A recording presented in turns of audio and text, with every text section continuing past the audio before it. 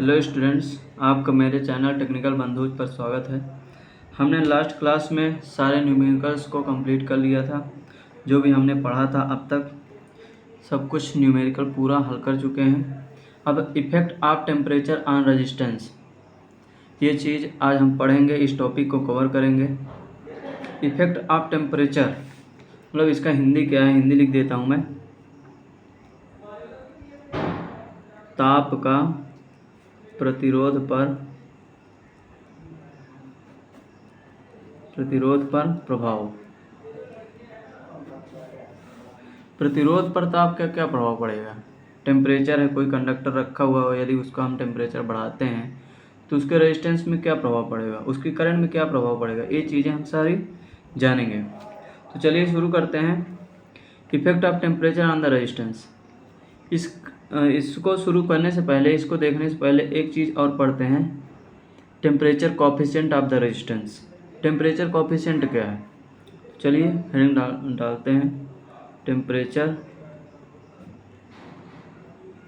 Coefficient. Temperature coefficient क्या है, इसको बोलते हैं ताप गुणांक। ताप गुणांक ये क्या चीज़ है। जिस प्रकार से हमने रेजिस्टेंस पढ़ा था उसमें रेजिस्टिविटी एक कांस्टेंट वैल्यू थी, वो नेचर ऑफ मटेरियल को शो कर रहा था। उसी प्रकार टेम्परेचर कोएफिशिएंट भी एक कांस्टेंट वैल्यू है, किसी भी मटेरियल की कांस्टेंट वैल्यू है, जो ये बताएगा कि टेम्परेचर के बढ़ाने या घटाने से उसके रेजिस्टेंस पर क्या प्रभाव पड़ता है। उस वैल्यू के ही ये टेम्परेचर कोएफिशिएंट दिखाता है। तो टेम्परेचर कोएफिशिएंट क्या है, it is a constant value.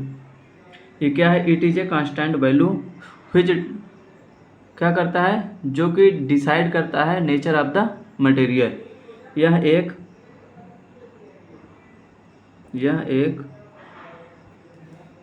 Constant यानी कि नियतांक, नियत मान होता है जो किसी पदार्थ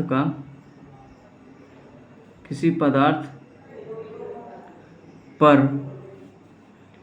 ताप का क्या प्रभाव होगा, किसी पदार्थ पर रेजिस्टेंस में, किसी पदार्थ के, यहाँ पे लिखे ऐसे नहीं, किसी पदार्थ के प्रतिरोध। यह एक नियत मान होता है जो किसी पदार्थ के प्रतिरोध को ताप के घटने या बढ़ने पर बताता है। ये क्या होता है, यह एक नियत मान होता है जो किसी पदार्थ के प्रतिरोध में कितना चेंज होगा टेम्परेचर बढ़ाने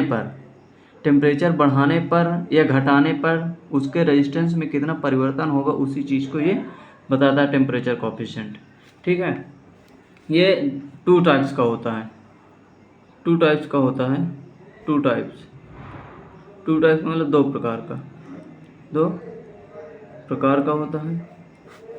एक होता है positive temperature coefficient of resistance, एक negative temperature coefficient of the resistance.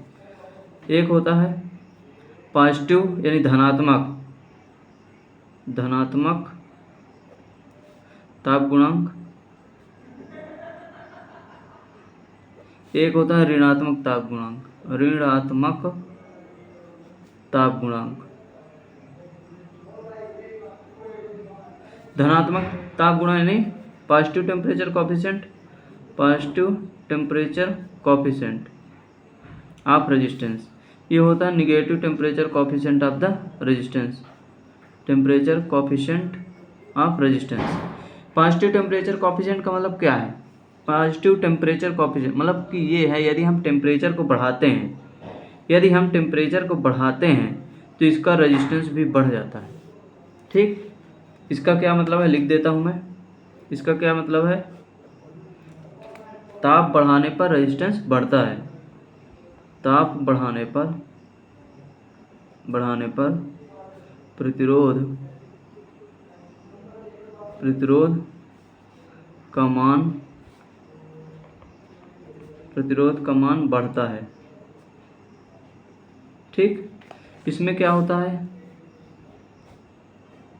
इसमें क्या होता है, negative temperature coefficient of the resistance, मतलब कि ताप बढ़ाने पर इसका रेजिस्टेंस क्या होगा, कम होगा, मतलब इन्वर्सली प्रोपोर्शनल एक तरह से कह सकते हैं।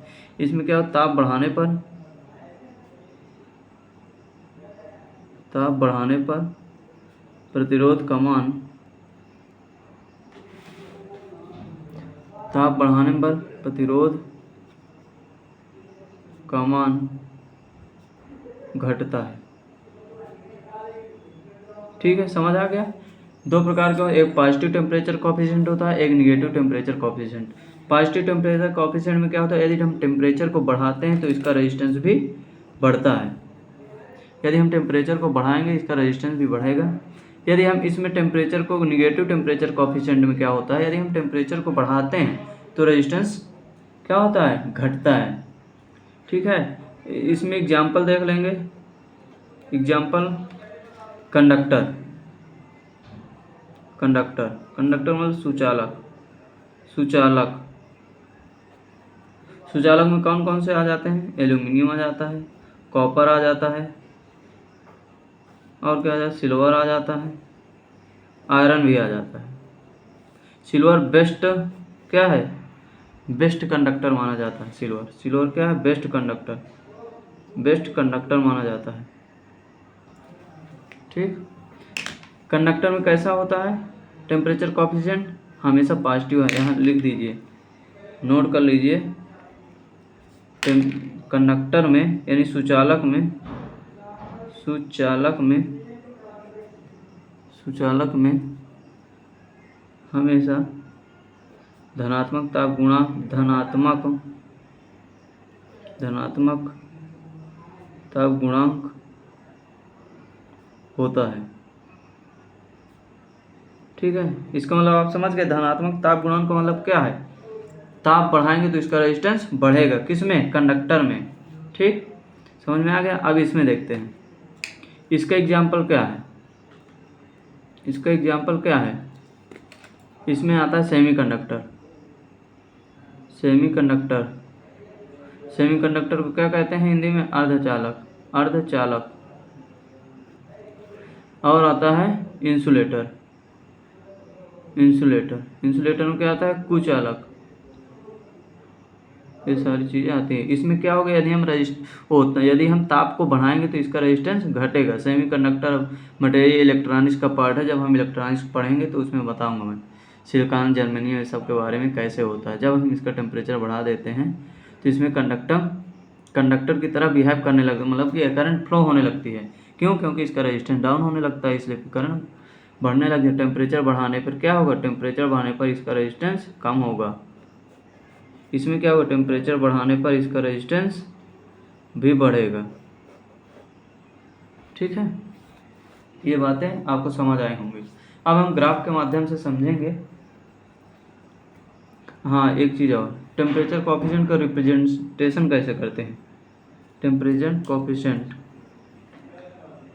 को प्रदर्शित कैसे करते हैं, ताप गुणांक, ताप गुणांक को किससे प्रदर्शित करते हैं, अल्फा से। इसको हम अल्फा से प्रदर्शित करते हैं, ताप गुणांक को अल्फा से प्रदर्शित करते हैं, प्रदर्शित करते हैं। ठीक, अल्फा से हम प्रदर्शित करते हैं। अब हम ग्राफ के माध्यम से देखेंगे कि रेजिस्टेंस में कैसे चेंज आता है टेम्परेचर बढ़ाने पर। ठीक है, चलिए नेक्स्ट पेज में, यहाँ हम ग्राफ बनाते हैं। ये टेम्परेचर की एक्सिस है और ये रेजिस्टेंस की एक्सिस है। ठीक, अब हम यहाँ मान लेते हैं कि यहाँ पर टेम्परेचर 0 था, यहाँ पर टेम्परेचर T था। ठीक, 0 टेम्परेचर पर हम मान लिए कि यहाँ पर रेजिस्टेंस कितना था, R0। 0 टेम्परेचर पर रेजिस्टेंस R0 था। अब हम मान लेते हैं टेम्परेचर जो T है, इस पर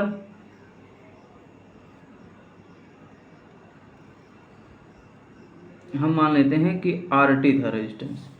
ये आर नॉट क्या है, यहाँ तक वैल्यू आएगी, यहाँ तक ये आर नॉट की वैल्यू है ना, यहाँ तक ये टेम्परेचर को दिखा रहा है, यानी 0 डिग्री पर, 0 डिग्री पर ये टी डिग्री पर, 0 डिग्री पर टेम्परेचर आर नॉट है और टी डिग्री पर आर टी है।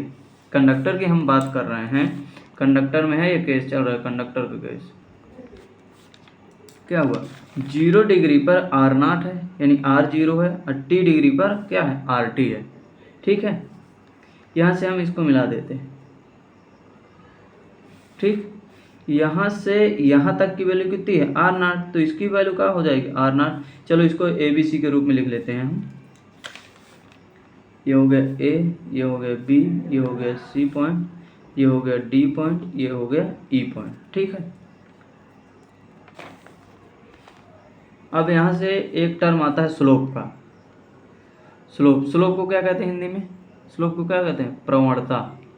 आपने क्लास 10th में पढ़ा होगा प्रवणता, जब लाइन्स वगैरह स्ट्रेट लाइन्स आपने पढ़ा था, सरल रेखा। प्रवणता क्या होता है, प्रवणता होता है tan थीटा, tan थीटा ही होता है, आपने पढ़ा होगा। tan थीटा बराबर, यहाँ आप देखिएगा क्या बन पा रहा है, tan थीटा बराबर क्या होता है, P बाई बी, P यानी परपेंडिकुलर अपान बेस। परपेंडिकुलर क्या है इसका, यहाँ पे थीटा एंगल है, इसका परपेंडिकुलर क्या है, BC, BC तो है परपेंडिकुलर, परपेंडिकुलर लंब, लंब इसका क्या है BC बटा आधार, आधार क्या है AB, AB लिख दीजिए आप। ठीक, अब यहाँ से देखिए tan थीटा इक्वल टू, इसको स्लोप को हम m से भी रिप्रेजेंट करते हैं, m equal to BC, BC कितना है हमारा, BC यहाँ तक की वैल्यू, यहाँ तक की वैल्यू आर नॉट है, ये मैंने दिखाया ना यहाँ तक, वही इससे मैंने लाइन खींच ली देखने के लिए। ये यहाँ से यहाँ तक की वैल्यू कितनी, आर नॉट है, और यहाँ से यहाँ तक की वैल्यू आर टी है। ये आर नॉट किसकी वैल्यू है, इतने की वैल्यू है, जबकि आर टी ये पूरी की वैल्यू है। तो हम बी सी को क्या लिख सकते हैं, बी और सी, यदि हम पूरे में से इतना सा भाग घटा दें, यदि हम ये पूरा भाग है यहाँ से यहाँ तक, यदि हम इस भाग को घटा दें तो इतना वैल्यू निकल आएगी इतने की, अर्थात बी सी की वैल्यू निकल आएगी। तो बी सी की वैल्यू क्या बनेगी, आर टी माइनस का आर नॉट, यही तो बने। पूरा कितना है, आर टी है, आर टी में से यदि हम ये भाग इतना घटा देंगे तो इतना मान निकल आएगा। पूरा क्या है, आर टी माइनस का आर नॉट कर देंगे तो बी सी का मान आ जाएगा। तो क्या हो जाएगा, आर टी माइनस का आर नॉट बटा ए बी कितना है, ए बी कितना है, टी, ये 0 से टी तक गए अर्थात टी ही तो हुआ, ये टी कर दिए। ये क्या आ गया हमारा स्लोप,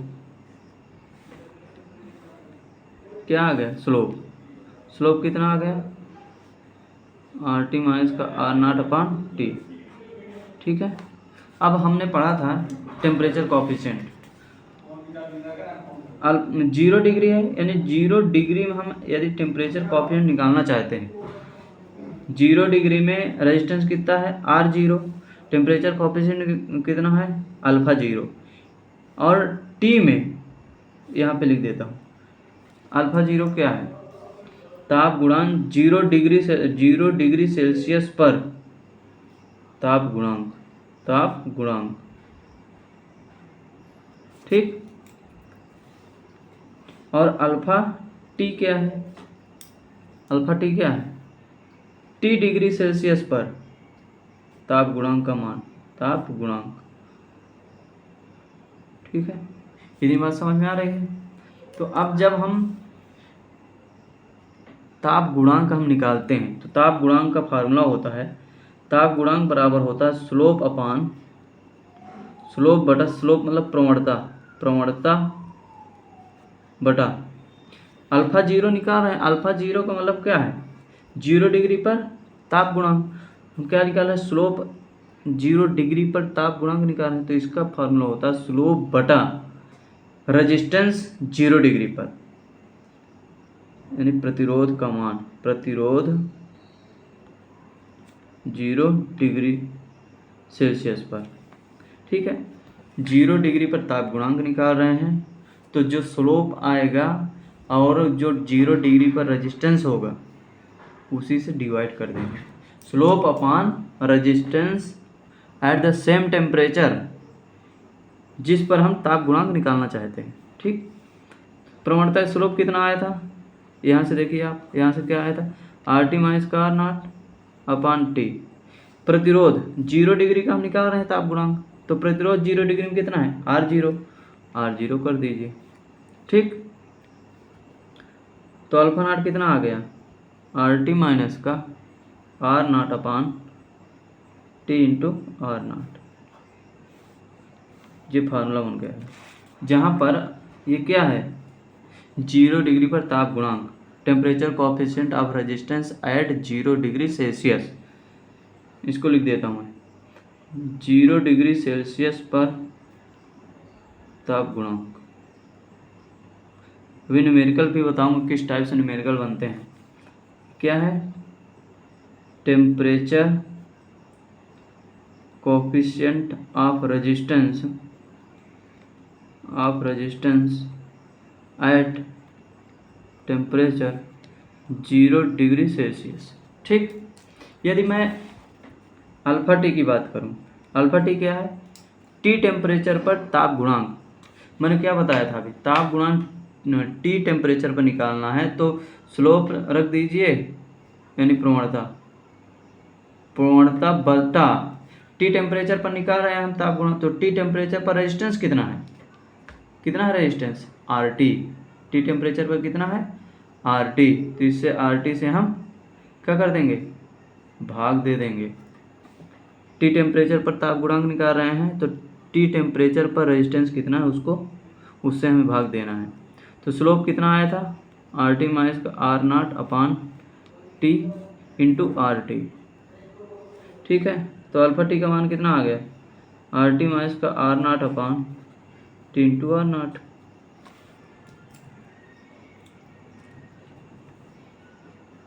आर नॉट नहीं होगा, आर टी होगा ना यहाँ पे, ये यहाँ पे आर टी होगा। हम टी टेम्परेचर पर रेजिस्टेंस निकाल रहे हैं ना, ताप गुणांक, तो टी टेम्परेचर पर रेजिस्टेंस कितना है, आर टी, यहाँ भी आर टी होगा, थोड़ा सा गलती होगी, यहाँ पे आर टी हो जाएगा। अब हम यूनिट की बात करते हैं, इसकी यूनिट कितनी होगी, यूनिट में देखेंगे, ये टेम्परेचर का डिफरेंस ही तो है, ये टेम्परेचर टी डिग्री पे है, ये 0 डिग्री पे है, लेकिन है तो वो रेजिस्टेंस ही ना, रेजिस्टेंस टी डिग्री पे आर टी हो गया, 0 डिग्री पे आर हो गया, यानी कि ये रेजिस्टेंस ही है, तो इसकी भी यूनिट क्या होगी, ओम ही तो होगी, दोनों रेजिस्टेंस का डिफरेंस है, तो ओम में ही वैल्यू आएगी बटा टी क्या है, टेम्परेचर की क्या होती है, डिग्री सेल्सियस। आर टी क्या है, रेजिस्टेंस क्या होता है, ओम से ओम कट गया, बटे डिग्री सेल्सियस, अर्थात इसकी यूनिट क्या हो गई, ताप गुणांक की, ताप गुणांक का मात्रक। ताप गुणांक का मात्रक क्या बना, ये पर डिग्री सेल्सियस। ठीक है, ताप गुणांक का मात्रक क्या बना, पर डिग्री सेल्सियस। लिख देता हूँ, यूनिट ऑफ टेम्परेचर कोएफिशिएंट कितना होता है, पर डिग्री सेल्सियस। आप लिख लीजिए, डायरेक्ट क्वेश्चन आता है ऑब्जेक्टिव में। ठीक है, मैंने क्या बताया था, टेम्परेचर कोएफिशिएंट किसी भी मटेरियल का सेम होता है। तो अब कुछ मटेरियल लिख लीजिए जिसका टेम्परेचर कोएफिशिएंट लिखेंगे हम लोग। टेम्परेचर कोएफिशिएंट हमेशा मिनिमम होना चाहिए किसी भी कंडक्टर का, नोट करके लिख देता हूँ, नोट करके। क्यों मिनिमम होना चाहिए, ज़्यादा यदि होगा तो ज़्यादा बदलाव आएंगे उस कंडक्टर में। हम नहीं चाहते हैं किसी भी कंडक्टर को यदि हम लगाएं उसमें रेजिस्टेंस बढ़ जाए। क्या चाहेंगे, क्या आप नहीं चाहेंगे, क्यों, रेजिस्टेंस बढ़ेगा, करंट को फ्लो होने में रोकेगा, जिससे लॉसेस बहुत ज़्यादा हो जाएंगी, बहुत एफिशिएंसी नहीं मिल पाएगी, लॉसेस बहुत होगा, तो हमारा सिस्टम काम नहीं करेगा सही से। इसलिए हम चाहते हैं कि टेम्परेचर का बहुत कम ही प्रभाव पड़े हमारे कंडक्टर्स पे। तो नोट करके लिखेंगे, temperature coefficient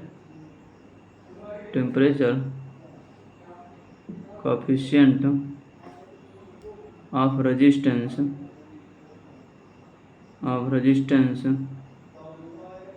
should be always minimum, Hindi में लिखेंगे, प्रतिरोध का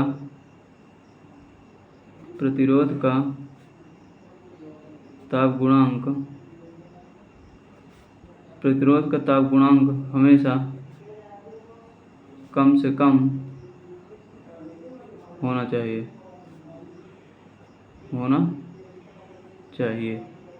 ठीक है। जैसे सबसे कम किसका होता है? मैग्नीन का। मैग्नीन एक मटेरियल है जहाँ हम बिल्कुल सेंसिटिव वर्क करते हैं, जहाँ चाहते हैं कि हम बिल्कुल भी कोई भी चेंज ना आए, बिल्कुल आईटीजी जैसे हम रखें वैसा ही रहे, वहाँ पे मैग्नीन मटेरियल का यूज करते हैं। मैग्नीन मटेरियल का यूज वहाँ जैसे मेजरमेंट में करते हैं। मेजरमेंट करने के लिए थोड़ा भी एरर नहीं चाहिए हमें, ये रहता है एरर बिल्कुल भी ना हो, एक्यूरेसी बहुत होनी चाहिए मेजरिंग के लिए, इसलिए वहाँ पर हम मैग्नीन मटेरियल का ही यूज करते हैं। मैग्नीन का कितना होता है टेम्परेचर का? 0.0015 पर डिग्री सेल्सियस, ये टेम्परेचर कोफिशिएंट होता है किसका? मैग्नीन का। लिख देता हूँ यहाँ पे अल्फा मैग्नीन। अल्फा से आप समझ जाएंगे क्या है? टेम्परेचर कोफिशिएंट है। अल्फा कांस्टेंटन, इसका कितना होता है? 0.0020 पर डिग्री सेल्सियस। ठीक है, ये हो गया। कॉपर का देखेंगे, कॉपर कितना होता है? 0.004 पर डिग्री।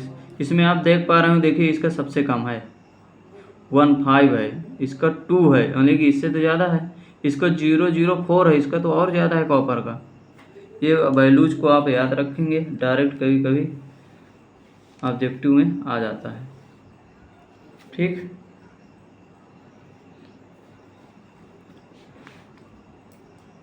चलिए अब हम जो ये पीछे निकाले थे हम इक्वेशन, ये वाला, ठीक, इसको थोड़ा सा सिंप्लीफाई करेंगे। क्या निकला था?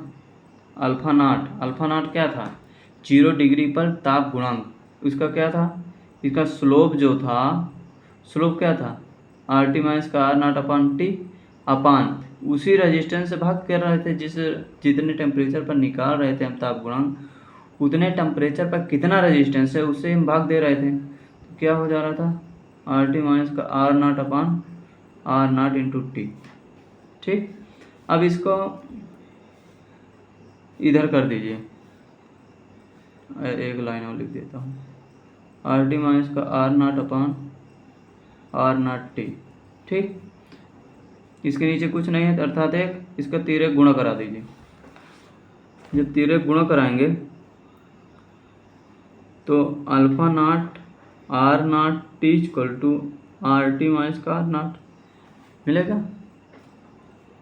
इस R0 को इस तरफ ले आइए, तो alpha naught R0 T plus का R0 इक्वल टू RT। ठीक है, आप इसको RT इक्वल टू, यहाँ से R0 कॉमन हो जाएगा, R0 कॉमन ले लीजिए, क्या हो जाएगा? यहाँ 1 बचेगा, या तो अल्फा नाट T प्लस 1 ये लिख दीजिए। RT इक्वल टू क्या होगा? RT इक्वल टू R0 1 का 1 प्लस अल्फा नाट T, ये बनेगा। ठीक है, इसको भी आप इक्वेशन नंबर फर्स्ट डाल दीजिए अभी। ठीक, अब यहाँ जो हमने सेकंड, इसको आप फर्स्ट डालिए, इसको आप सेकंड डालिए, इसको आप फर्स्ट डालिए, इसको आप सेकंड डालिए। यहाँ से फ्रॉम फर्स्ट लिख दीजिए, फ्रॉम फर्स्ट, इसको थर्ड डाल दीजिए, तो थर्ड डालिए। अब फ्रॉम सेकंड देखेंगे, फ्रॉम सेकंड इक्वेशन, मतलब सेकंड जो दूसरा हम समीकरण बनाए हैं उससे हम देखेंगे। दूसरा समीकरण क्या था? दूसरा समीकरण था अल्फा टी यानी टी टेम्परेचर ताप गुणांक बराबर RT माइनस का R0 बटा T इंटू RT, यही तो निकला था। इसका तिर्यक गुणा कराएंगे, तिर्यक जब आप गुणा कराएंगे तो alpha T RT equal to RT minus का R0। ठीक,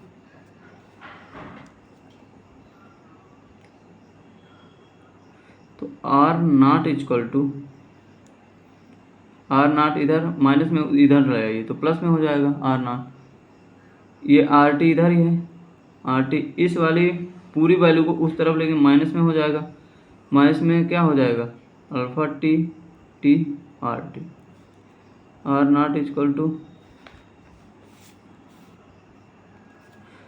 आर टी 1 माइनस का अल्फा टी इंटू टी। ठीक है, इतना करेंगे। इसको आप इक्वेशन नंबर 4 कर दीजिए, इक्वेशन नंबर 4 कर दीजिए। अब जो हमने थर्ड में निकाला था वैल्यू को यहाँ पे पुट कर दीजिए, जो हमने थर्ड पे वैल्यू निकाला था इसको इसमें पुट कर दीजिए। Put the value of,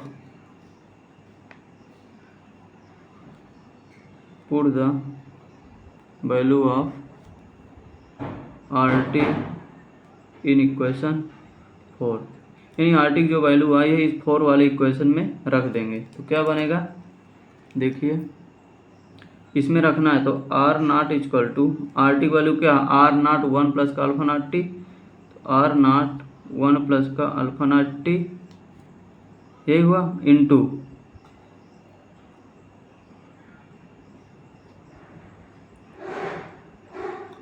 1 minus का अल्फा टी इंटू टी, ये बना। अब यहाँ से ये कैंसिल हो जाएगा,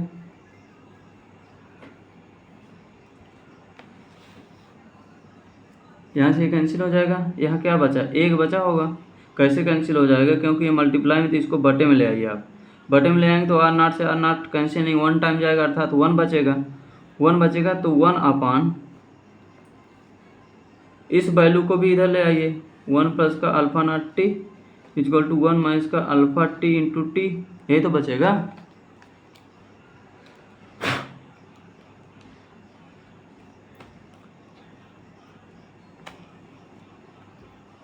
ठीक है, अब क्या करिए, इस वैल्यू को देखिए, यहाँ से देखिए alpha T into T equal to क्या करेंगे, इस वैल्यू को हमने इधर ले आया और 1 माइनस का ये जो वैल्यू थी उस पार जाएगी तो 1 अपान 1 प्लस का अल्फा नॉट टी लिख देंगे। अब इसका एलसीएम ले लीजिए आप, 1 प्लस का अल्फा नॉट टी, इसके नीचे कुछ नहीं अर्थात यही आ जाएगा 1 प्लस का अल्फा नॉट टी माइनस का 1 माइनस का अल्फा नॉट टी, तो अल्फा नॉट टी ये कट जाएगा, ये भी कट जाएगा, तो क्या बचा alpha naught t into T equal to 1 upon 1 plus का अल्फा नॉट टी, यही तो बचा।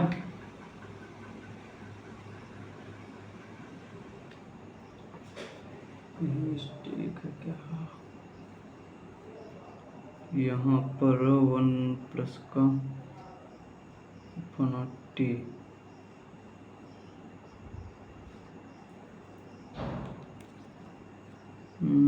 यहाँ पे ये नहीं आएगा ना, मिस्टेक तो हुआ कुछ। यहाँ पे जब हमने एलसीएम लिया इससे 1 प्लस का अल्फा नॉट टी, इससे भाग देंगे यहाँ 1 बचेगा ना, हाँ यहीं पे मिस्टेक हो रही, जब इस पूरे में से भाग देंगे इसमें तो 1 बचेगा, 1 से 1 कैंसिल, ये नहीं कैंसिल होगा, ये वाला गलती से कैंसिल हो गया, तो यहाँ पे क्या बचेगा अल्फा नॉट टी बचेगा। ठीक है, ये नहीं कैंसिल होगा। चलिए मैं फिर से बता देता हूँ, यहाँ थोड़ा सा गोच पोच हो गए, इसको हटाइए, इस लाइन से आप देखिए फिर से,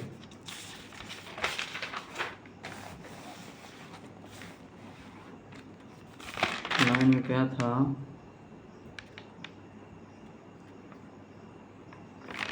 आर नॉट इक्वल टू, यहाँ से नहीं, थर्ड और फोर्थ वाले इक्वेशन लिखते हैं, R t equal to R naught 1 plus का अल्फा नॉट टी था, ये थर्ड इक्वेशन था। फोर्थ इक्वेशन क्या है, R naught equal to R T 1 minus का अल्फा नॉट टी, ये फोर्थ इक्वेशन है। ठीक है, अल्फा नॉट टी नहीं, अल्फा टी इंटू टी है, अल्फा टी टी टेम्परेचर पे है ना। हाँ, तो अब क्या करना था, इस वैल्यू को इसमें रखिए, put R T value from third to fourth equation, जो आर टी नॉट की वैल्यू है थर्ड इक्वेशन फोर्थ में पुट करना है। ठीक है, समझिएगा ढंग से। आर नॉट इक्वल टू क्या आएगा, आर टी की वैल्यू रखेंगे आर नॉट 1 प्लस का अल्फा नॉट टी, ठीक है, 1 माइनस का अल्फा टी इंटू टी, ये तो है आर टी की जगह में ये पूरी वैल्यू रख दिए हैं। अब यहाँ से ये कैंसिल हो जाएगा, कैसे कैंसिल होगा, ये इसके बटे में चला जाए तो एक बचेगा 1/1 प्लस का अल्फा नॉट टी, इसको हमने इधर बटे में लाएंगे, इक्वल टू 1 माइनस का अल्फा टी इंटू टी, ये बचा रहेगा। ठीक है, अब देखिए इस वाली पूरी संख्या को इक्वल के इस तरफ ले आइए तो पूरा ये माइनस का जो है प्लस का हो जाएगा, तो alpha T into T equal to ये 1 वहीं पर रखा हुआ है अपना 1, ये पूरी संख्या इधर प्लस के उधर जाएगा, माइनस में हो जाएगा, माइनस को 1/1 प्लस का अल्फा नॉट टी, ये हो जाएगा। इसका एलसीएम ले लीजिए, 1 प्लस का अल्फा नॉट टी, इसके नीचे कुछ नहीं अर्थात एक है, एक का भाग दें तो यही वैल्यू आ जाएगी 1 प्लस का अल्फा नॉट टी माइनस इस पूरी वैल्यू का इसमें भाग देंगे पूरी में तो क्या एक आएगा, तो एक हो जाएगा। अब यहाँ से माइनस का एक, ये प्लस का एक कट जाएगा, तो alpha T into T equal to क्या आएगा, alpha naught t upon 1 plus का अल्फा नॉट टी, ये टी से टी कट जाएगा, तो अल्फा टी इक्वल टू आता है अल्फा नॉट अपान 1 प्लस का अल्फा नॉट टी, यही फार्मूला है। इसमें क्वेश्चन आएगा, जैसे किसी टेम्परेचर पे टेम्परेचर कोएफिशिएंट दे देगा और किसी अदर पे पूछेगा तो यहाँ से आप निकाल लेंगे। जैसे मान लीजिए टेम्परेचर टी मैंने कुछ भी कर दिया, जैसे कि मैंने मान लिया कि 50 डिग्री सेल्सियस पर टेम्परेचर कोएफिशिएंट इतना है, और फिर पूछ लूँ आपसे कि 0 डिग्री पर कितने होंगे, तो आप निकाल देंगे। ठीक है, ये फार्मूला हो गया आपको।